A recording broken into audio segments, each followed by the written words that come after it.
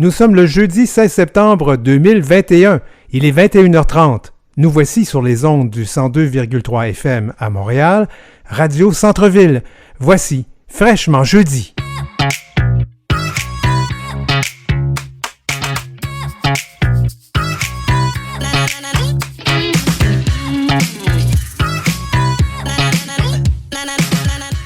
C'est la 137e émission de Fraîchement Jeudi, la tribune des communautés de LGBTQIA+, sur les ondes de Radio Centre-Ville. Au sommaire de cette émission, Michel Doré et son guide de bonne conduite sexuelle à l'usage des gars. Et puis on fait le bilan de la fête arc-en-ciel de Québec avec Julie Dubois. Et on a la chronique cinéma avec Richard Bradley et le meilleur avec Julie Lemieux. Mais on commence en musique avec le plus récent tube de Sandy Duperval, « Oh ». Vous écoutez Fraîchement Jeudi avec Denis Martin-Chabot.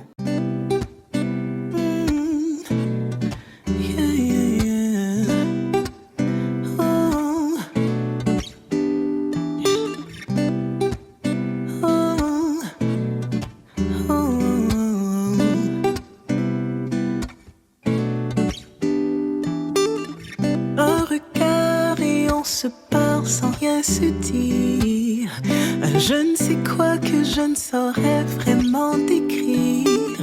Une première fois qui ne demande qu'à se reproduire. Ce qui suivra, je me meurs de le découvrir. Oh.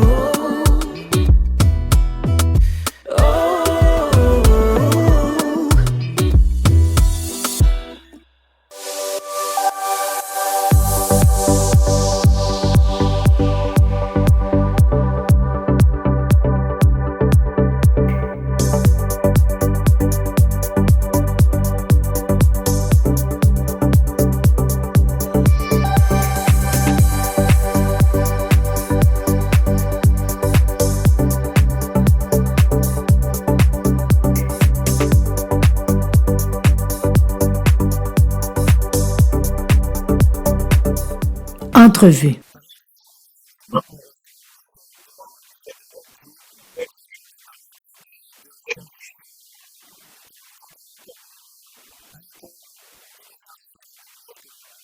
Oui.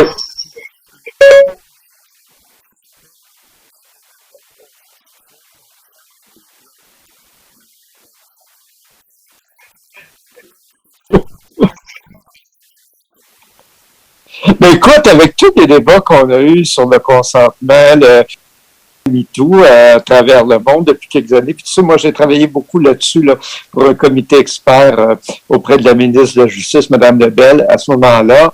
Et puis je me disais, comment ça se fait qu'il n'y a rien pour les gars? Puis il y avait depuis quelques années d'excellents livres sur la sexualité des femmes, sur des conseils, quoi faire, quoi pas faire. Rien pour les gars, ni en français, ni en anglais. Je me dis, si je le fais pas, qui le fera? Alors, je me suis là, jeté là-dedans et puis j'ai dit un livre pour les ados, les jeunes hommes, mais tu sais, on peut apprendre à tout âge. Là. Il y a des plus vieux qui peuvent le lire aussi. C'est un livre ludique, je ne veux pas faire la morale. Là. Il y a 34 très, très beaux dessins, très ludiques. C'est écrit comme on parle, comme je parle normalement, comme on fait actuellement. Et puis, on fait le tour de toutes les questions. Effectivement, bon, le consentement, mais si on a bu, si, enfin, il y a une quarantaine de situations types, beaucoup d'exemples. Et puis, je pense que ça peut donner des idées quoi faire, mais surtout quoi faire à la place.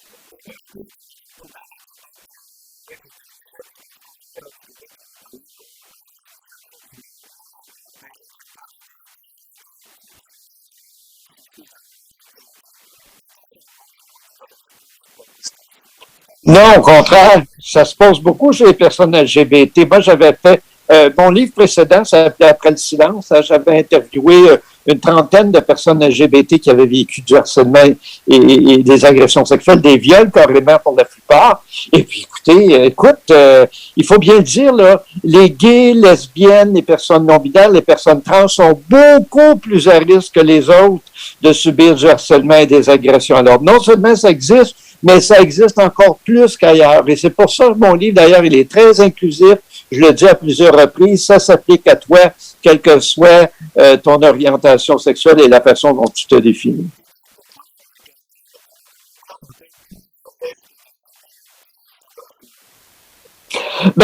Pour toutes sortes de raisons, parce que d'abord, le mythe, le préjugé dont tu viens de parler, que beaucoup de gens pensent que ça s'applique pas, le consentement quand tu es gay, par exemple. Pour les personnes trans non-binaires, ce mythe aussi que les personnes trans seraient hypersexualisées à cause de la pornographie, ce qui est faux, effectivement. Le fait est aussi qu'on pense à tort que ça va, vous savez, tu sais là, c'est un abus de pouvoir, l'agression sexuelle et même le harcèlement jusqu'à un certain point. Alors, un abus de pouvoir, là, ça peut... Tu sais, t'as pas besoin d'être plus gros, plus fort, plus... C'est un abus de pouvoir. Moi, il y a des gars qu'on a interviewés dans mon enquête après le silence qui est paru au PUL l'an passé. Et puis, tu sais, il y avait des gars là, qui pesaient 200 livres, là, qui mesuraient 6 pieds, puis qui avaient été violés. Alors, ça peut arriver, oui, à n'importe qui, et c'est pour ça qu'il faut parler à tous les gars le plus tôt possible. Tu sais, moi, je dis, idéalement, ce livre-là pourrait être donné en cadeau à des 15-25, pour dire, regarde, là, que tu sois gay, bisexuel, pansexuel, non-binaire, queer, etc., ça s'adresse aussi à toi. Tu dois apprendre l'ABCD, là, de ce que j'appelle la bienséance sexuelle. C'est un vieux mot, bienséance, mais ça devient ce que c'est être bienveillant à l'égard des autres, puis être bienveillant à l'égard de soi, parce que si tu fais des choses qui tombent sous le coup de la loi, là, tu te mets dans le pétrin.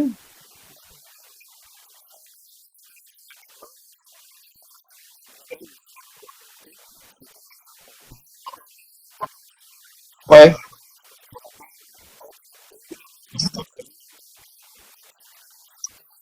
oui, oui.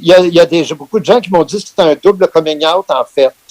Et il y a toutes sortes d'expériences. Il y en a des bonnes, des mauvaises. Là, moi, je travaille comme un diable dans l'eau bénite là, pour essayer que les juges, les policiers, tout ça, que ça évolue. C'est pas pour rien que j'étais un des signataires là, du rapport Rebâtir la confiance, là, qui parlait de meilleur soutien aux victimes. Et il y a tout un chapitre là, sur les personnes LGBT. Alors oui, ça évolue, ça évolue. Moi, je participe à des groupes de travail, ça évolue. Il y a place encore à grande amélioration, mais je suis optimiste. Moi, c'est pas pour rien que j'écris tout ça et que j'essaie de diffuser ces idées-là grand public parce que il faut que la culture change, là.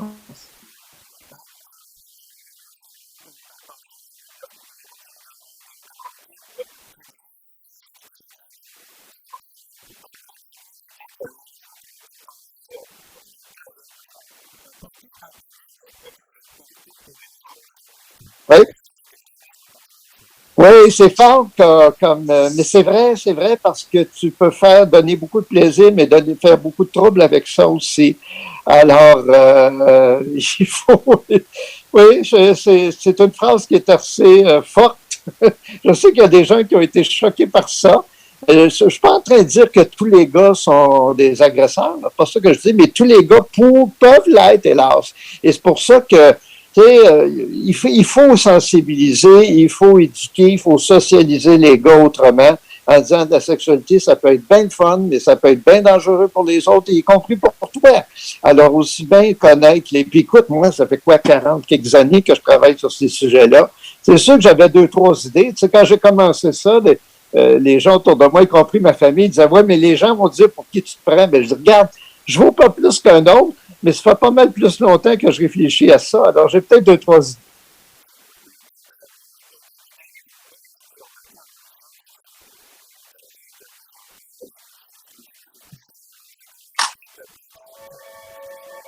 Oui,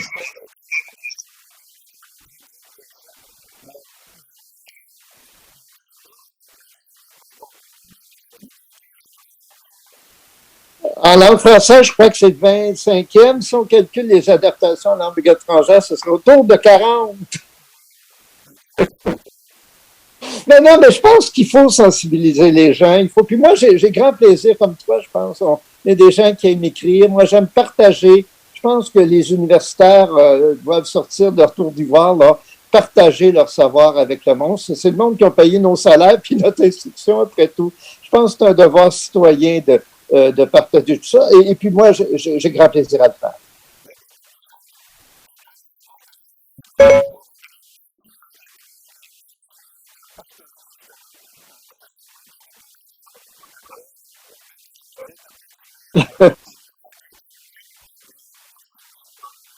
Merci beaucoup à toi.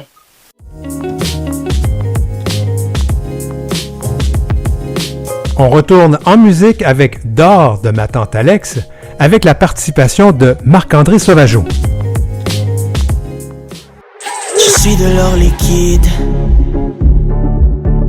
Et puis je coule lentement entre vos jointures. Tout redevient limpide quand je fais monter la température. Je ne suis pas comme les autres, insaisissable et poison, tout comme le mercure au travers de ma prose. Vous n'y trouverez jamais de censure. Dansez au rythme de mes mouvements. Je trouverai bien parmi vous des potentiels amants. Rêvez à tout ce que nous pourrions faire. Vous allez perdre la tête à vouloir me satisfaire.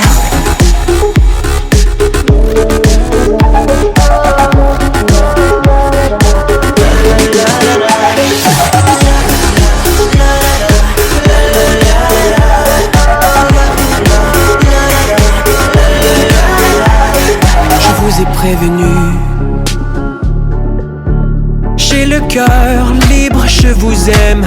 Tout comme je respire, je ne suis jamais nu. Car au-delà de ma peau se trouve pire. Bien pire. Dansez au rythme de mes mouvements. Je trouverai bien parmi vous des potentiels amants. Rêvez à tout ce que nous pourrions faire. Vous allez perdre la tête à vouloir me satisfaire. Je trouverai bien parmi vous des potentiels amants.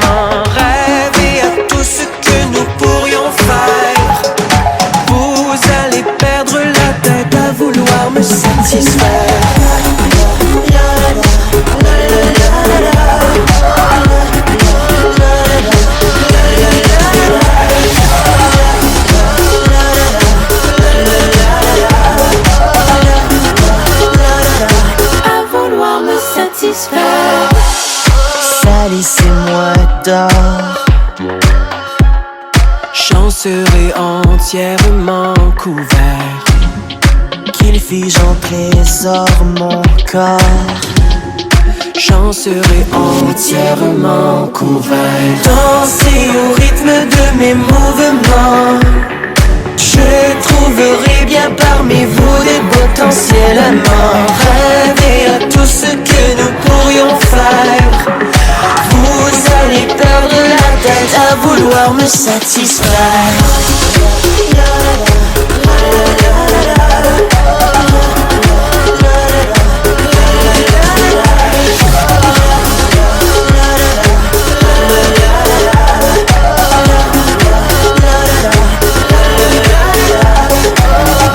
Vous écoutez Fraîchement Jeudi avec Denis Martin Chabot.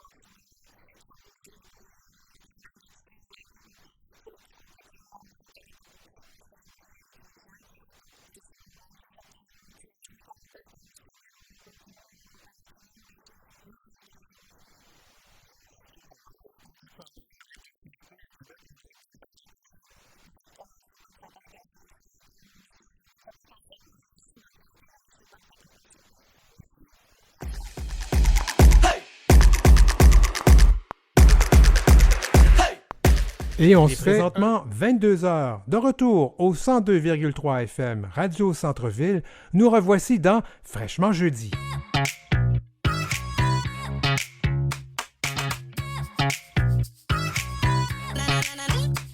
Fraîchement Jeudi, la tribune des communautés de LGBTQIA+. Dans cette deuxième demi-heure, la chronique cinéma avec Richard Bradley et le meilleur avec Julie Lemieux. On retourne en musique avec Cœur de pirate que je suis allé voir au Franco la semaine dernière. Elle se remet de sa chirurgie aux cordes vocales. Elle a pu chanter un peu même devant nous, en plus de présenter d'excellentes pièces musicales de son album musical, évidemment, Perséide. Et puis nous, on l'écoute avec T'es belle. Vous écoutez Fraîchement Jeudi avec Denis Martin-Chabot. C'est bien connu, on dit que pour leur plaire, faut être joli. Comprends qu'il faut se taire quand on n'est pas du même avis. Et j'ai porté quelques jugements sur des bribes, quelques moments, pour finalement en comprendre que je ne peux en faire autant. T'es belle, c'est ce qu'on a toujours dit, mais juste quand tu souris, pourquoi? C'est toujours un non-dit que pour être aimé, faut être soumise, t'es conne. Si tu restes en silence, t'es folle. Si tu prends la parole, mais moi, je sais ce que je veux devenir. C'est sur mes termes que je veux sourire. Dès que l'on est enfant, au fil des films et des romans, on doit se faire emmener par un prince pour être délivré. Et j'ai porté quelques jugements sur ses comptes, mais sur ces moments. Notre histoire n'est pas en jeu quand on est libre d'aimer qui on veut. T'es belle, c'est ce qu'on a toujours dit, mais juste quand tu souris, pourquoi? C'est toujours un non-dit que pour être aimé, faut être soumise, t'es conne. Si tu restes en silence, t'es folle. Si tu prends la parole, mais moi, je sais ce que je veux devenir. C'est sur mes termes que je veux sourire.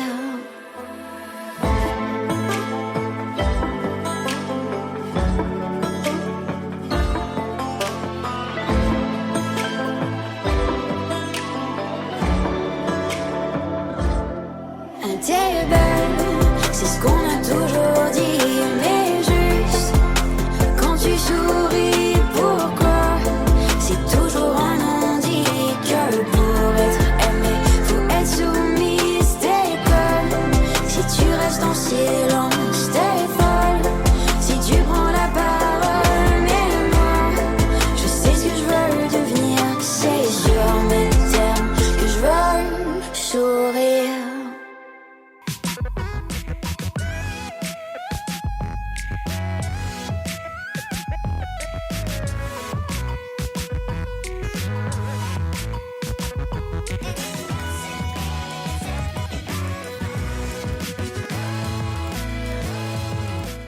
Fraîchement Jeudi.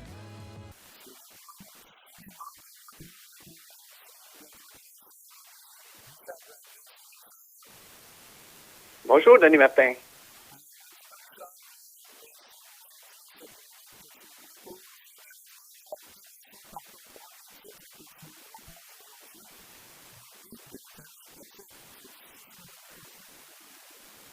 Je sais pas, hein. D'après le film, là, il y en a encore du travail.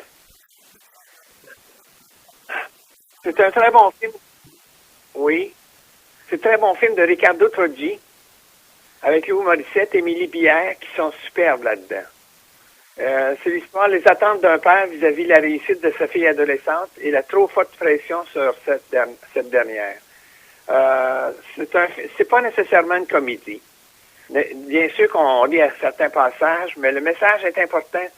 En 78, André Melançon avait réalisé un documentaire qui s'appelait Les vrais perdants, dans lequel on voyait toute la pression que les parents mettaient sur le sport, les arts, pour que leur enfant réussisse dans un domaine qu'eux autres auraient voulu réussir.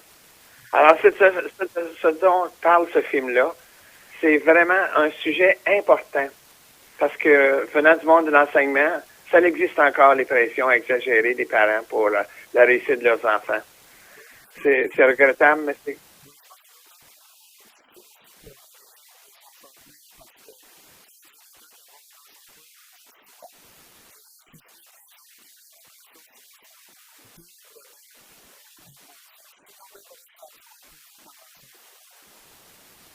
C'est ça. Ça a des conséquences. À un moment donné, l'enfant se sent toujours dévalorisé dans ça.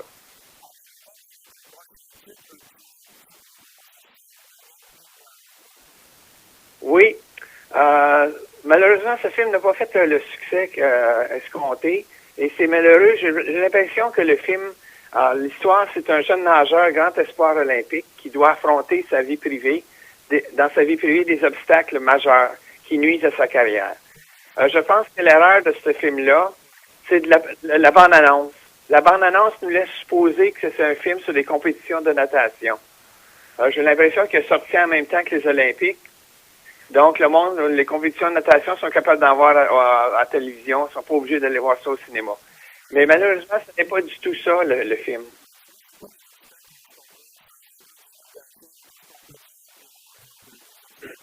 Ben, moi, j'ai l'impression qu'ils ont toujours voulu éviter que le monde sache de quoi ça parlait. Ça parle d'un accident d'automobile dans lequel le conducteur fuit les lieux de l'accident. Et toutes les conséquences que ça l'apporte. Les conséquences sur le jeune nageur qui est le conducteur de l'automobile, sur la victime de l'accident, les parents de ce jeune-là. En passant, on a Stéphane Rousseau qui joue là-dedans. Stéphane Rousseau, on l'a connu dans des films comiques qui sont à oublier. Mais on dirait que dans ce film-là, il a retrouvé son talent d'acteur dramatique qu'on l'avait vu dans Les Invasions barbares. Alors, il se surpasse là-dedans. Moi, je pense que Ian Englund est un excellent directeur d'acteurs.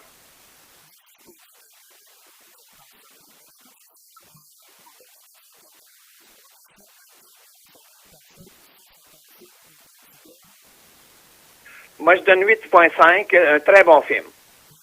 Puis Sam, 8.6, très bon film. Dans Sam, moi, j'ai retenu un autre élément qui m'a beaucoup touché. C'est la musique. La trame musicale est excellente. Elle représente vraiment ce qui est véhiculé dans l'histoire. Alors, bravo à Cult Nation qui joue là-dedans. Et le compositeur, c'est Raphaël Reed. Moi, j'ai pris ça en note parce que je trouvais que cette musique-là était vraiment très intéressante. Vous avez dans le film.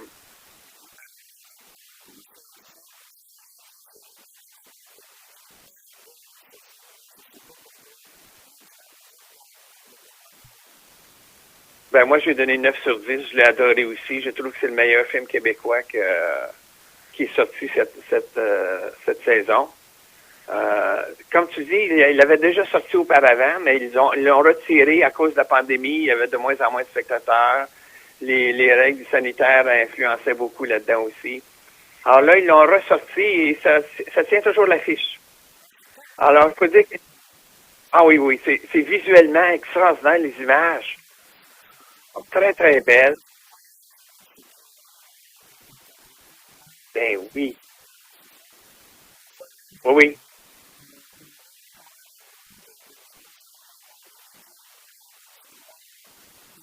oui. Oui.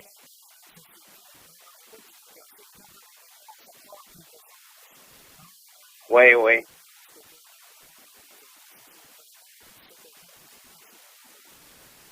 Oui, ça se passe dans l'année 1948-49 et on s'aperçoit en voyant ce film comment le Québec a évolué, a énormément évolué. Ouais, c'est ça, c'est ça. Il y a certains sujets qui ont évolué, puis il y a d'autres non. Mais ça,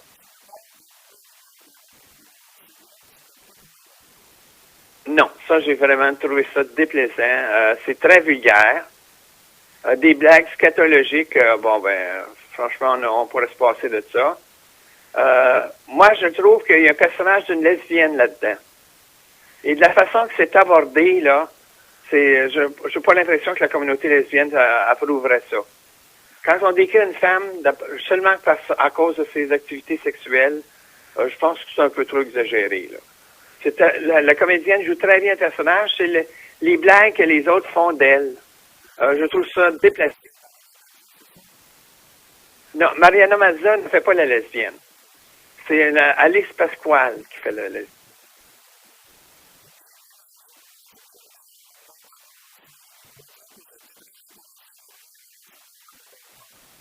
Ah non, moi je trouve que c'est vulgaire, c'est très très vulgaire. Il y a des comédiens qui s'en sortent là-dedans. Là. Il y a des jeunes comédiens comme un jeune homme qui s'appelle Luca Amadeo Bélanger-Léos, joue un rôle très intéressant. Et c'est difficile à jouer pour un jeune de 15-16 ans, là. Alors, mais accepter que c'est une mauvaise représentation du milieu scolaire. Les profs du secondaire ne pas apprécier du tout de la façon que le secondaire est représenté là-dedans. Quand on présente des élèves qui sont supposés être doués comme étant seulement intéressés à leur cellulaire, je crois que c'est très dégradant. Moi, je suis fatigué de voir ces films-là qui nous présentent des adolescents qui sont hors normes, paresseux, violents. C'est pas vrai qu'ils sont... C'est trop décrié.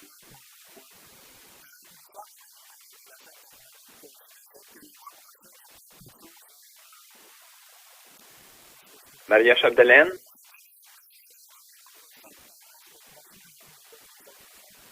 J'espère, parce que j'ai hâte de le voir moi aussi. D'après la bande-annonce, les images ont de l'air d'être superbes.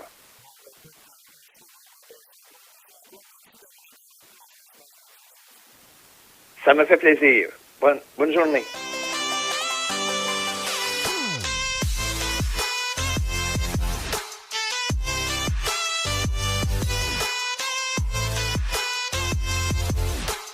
Et on se fait un petit plaisir. On va écouter Safia Nolin et Please.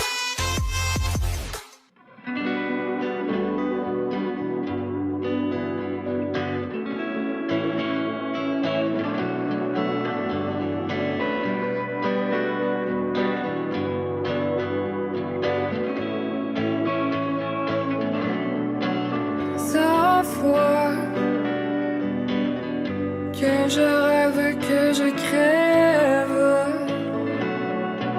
100 fois que je rêve, que je plonge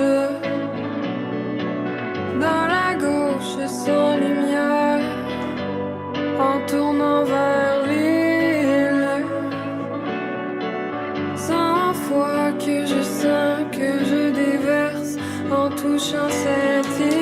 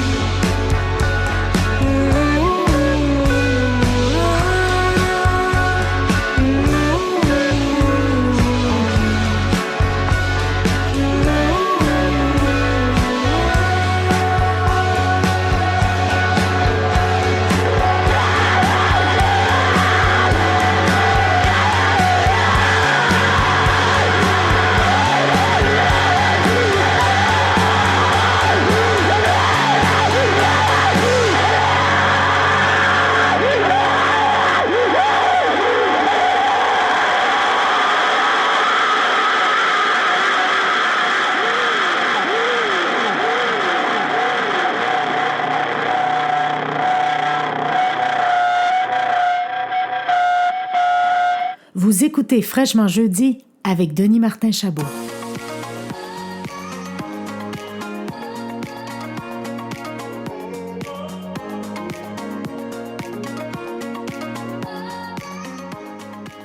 Pour le meilleur, avec Julie Lemieux. Julie, la très sainte mairesse du très saint Rédempteur. Je vais en finir. J'en ai toujours des nouvelles pour toi, hein?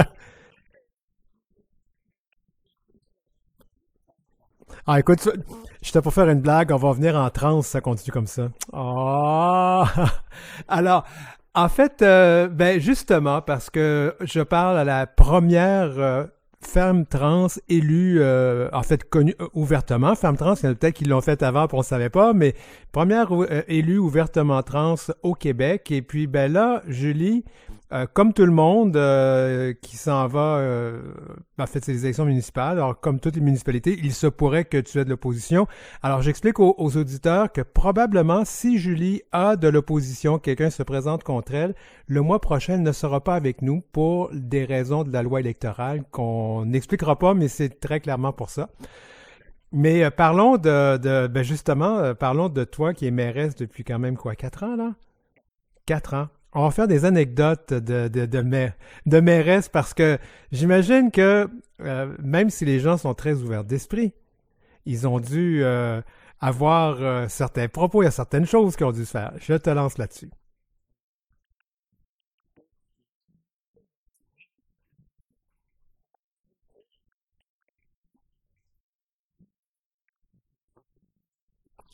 Oui, parce que là, tu viens de défaire le moi, je pourrais dire le tour de magie, c'est qu'on essaie de faire croire aux gens que tout est en direct ici, mais à cause de la pandémie, on se prend en registre. Alors bon, c'est bon. On est transparent, on y va.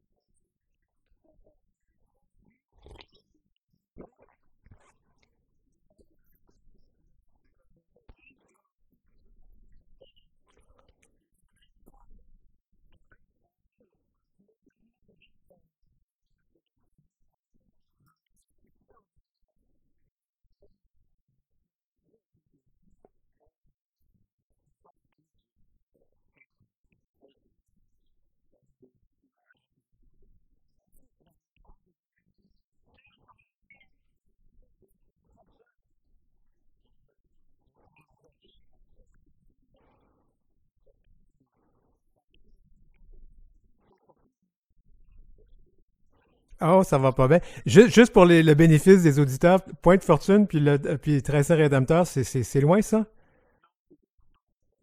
OK, d'accord.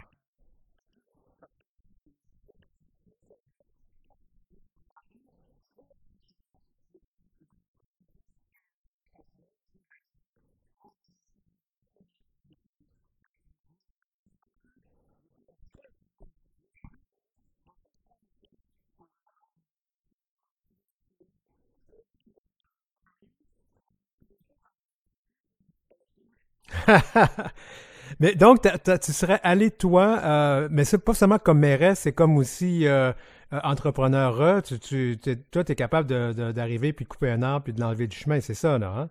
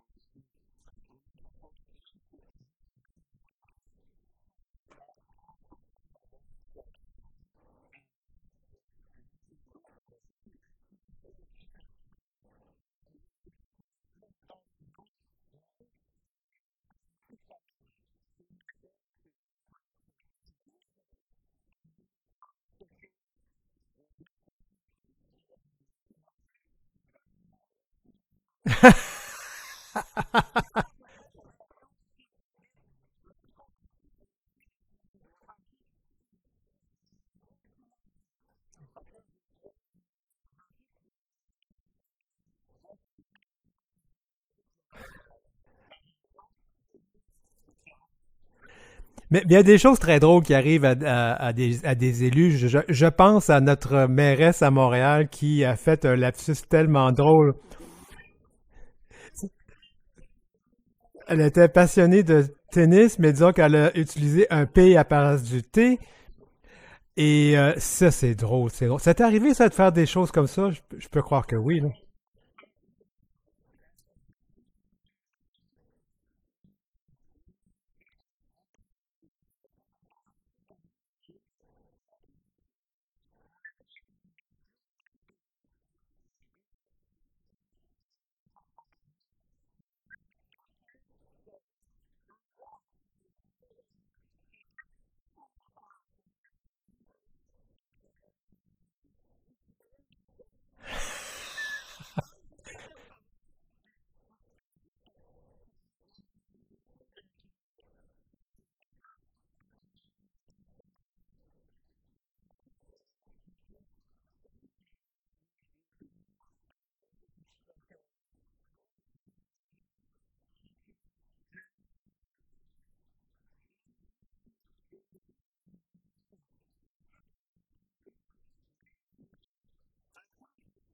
Ah non.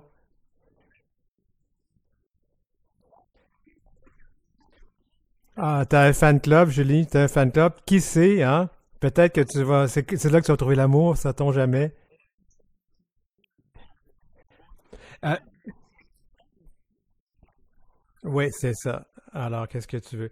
Euh, je sais pas. Non, je pense que c'était le père voyons, de celui qui avait le nez qui grandit, là, le Pinocchio. Ouais. Alors, d'autres choses qui t'est arrivé, il nous reste encore un petit peu de temps. Quelque chose pour nous.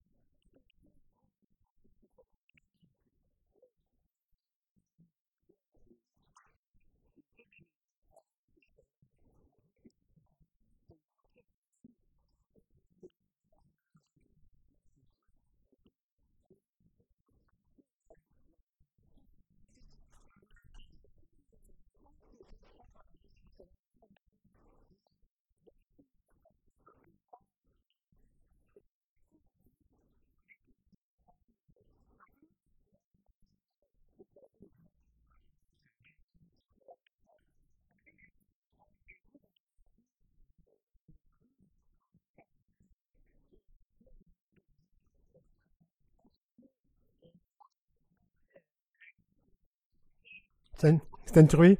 Oui. Oui.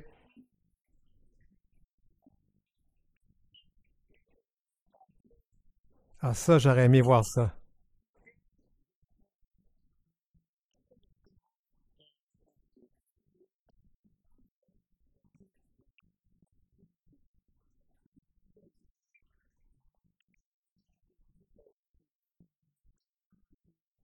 Ouais.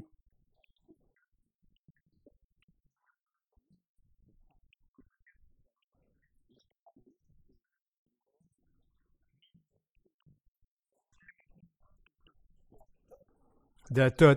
Ben, sur ça, Julie, on va devoir arrêter. C'est le temps qu'on a. Je te souhaite, ben, en fait, je souhaite une bonne campagne électorale. On se revoit peut-être le mois prochain. Prends soin de toi.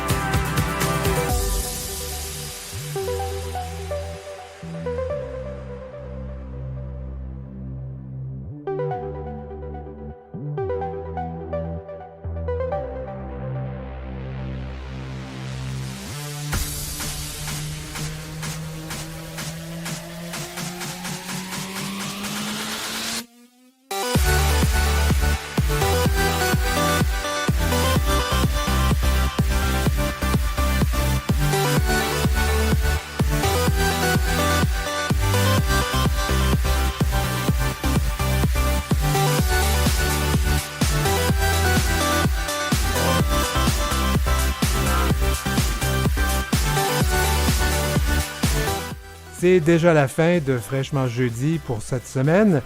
Alors jeudi prochain, 21h30, on vous revient avec une autre édition au 102,3 FM Radio Centre-Ville. Entre-temps, je vous invite à aimer notre page Facebook, @fraîchement jeudi.